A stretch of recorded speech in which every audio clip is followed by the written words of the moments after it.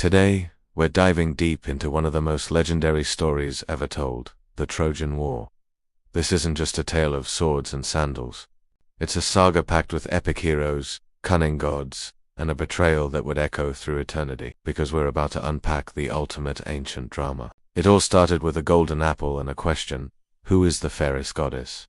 This celestial beauty pageant, judged by the Trojan prince Paris, kicked off a chain of events that would lead to a decade of war. Paris chose Aphrodite, the goddess of love, who promised him the most beautiful woman in the world, Helen. The only problem? Helen was already married to Menelaus, the king of Sparta. When Paris sailed to Sparta and whisked Helen away to the mighty city of Troy, he didn't just break a marriage vow. He insulted an entire kingdom and lit the fuse for war.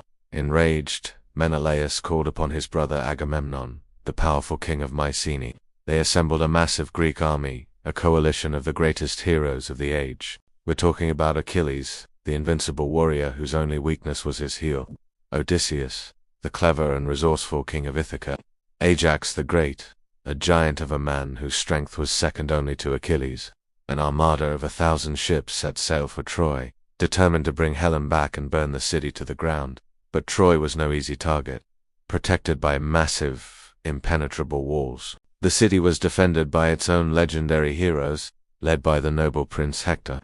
Hector was Troy's greatest warrior, a devoted family man, and the kingdom's last best hope. For 10 long years, the battle raged outside the city gates. The sands of the Trojan plains were soaked with the blood of heroes from both sides. Epic duels took place, like the legendary clash between Hector and Achilles, a fight fueled by grief and revenge after Hector killed Achilles' beloved companion, Patroclus. The gods themselves couldn't resist meddling. They took sides, tipping the scales of battle back and forth. Their divine interventions made the war even more unpredictable and brutal. Even after 10 grueling years, the Greeks couldn't breach Troy's walls. The war was at a stalemate. The soldiers were exhausted, morale was at an all-time low, and it seemed like the siege would never end. It was clear that brute force wasn't enough. They needed a miracle. They needed an idea so audacious, so cunning, that no one would ever see it coming. And that's when Odysseus, the master of trickery, came up with the most famous stratagem in history. He proposed a plan. The Greeks would pretend to give up and sail for home. As a parting gift to the gods, they would leave behind a giant, hollow wooden horse. But hidden inside this magnificent offering would be a select group of their finest warriors, led by Odysseus himself. The rest of the Greek army would simply sail out of sight and wait for the signal. The Trojans awoke to an astonishing sight. The Greek camp was empty and the fleet was gone. In its place stood the colossal wooden horse. They were ecstatic, believing the war was finally over. But they were also suspicious. What was this strange gift? The priest Laocoon warned them, famously saying, "I fear the Greeks, even when they bring gifts." He even threw a spear at the horse, and the sound of rattling arms from within was nearly discovered. But divine intervention struck again. A terrifying omen the Trojans misinterpreted as a sign of the gods' anger at their skepticism. Cassandra, the princess of Troy cursed with a gift of prophecy that no one would ever believe, also pleaded with her people to destroy the horse. But her warnings fell on deaf ears.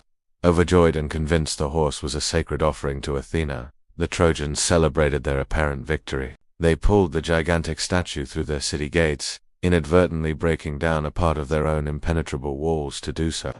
That night, Troy feasted and drank, celebrating the end of a long and terrible war, completely unaware of the doom that lay sleeping in the belly of the horse. Under the cover of darkness, as the city slept in a drunken stupor, the trap was sprung. Odysseus and his men climbed out of the horse, silent as ghosts. They overpowered the guards and opened the city gates, signaling to the Greek fleet that had secretly returned. The entire Greek army poured into the unsuspecting city. What followed was a night of pure horror. The sack of Troy was brutal and absolute. The city that had stood for a decade against the might of Greece fell in a single night of fire and slaughter. The Trojan War story is more than just a myth. It's a powerful lesson about pride, deception, and the devastating cost of conflict. It's a story that has captivated humanity for thousands of years, reminding us that sometimes the most powerful weapon isn't a sword, but an idea. The Trojan horse has become the ultimate symbol of cunning and subterfuge, a trick so ingenious it changed the course of history, or at least the course of legend. What do you think is the most fascinating part of the Trojan War? Let me know down in the comments. Thanks for journeying back in time with us today. If you enjoyed this epic tale, don't forget to hit that like button, subscribe, and ring the bell so you don't miss our next adventure into history and myth. See you next time.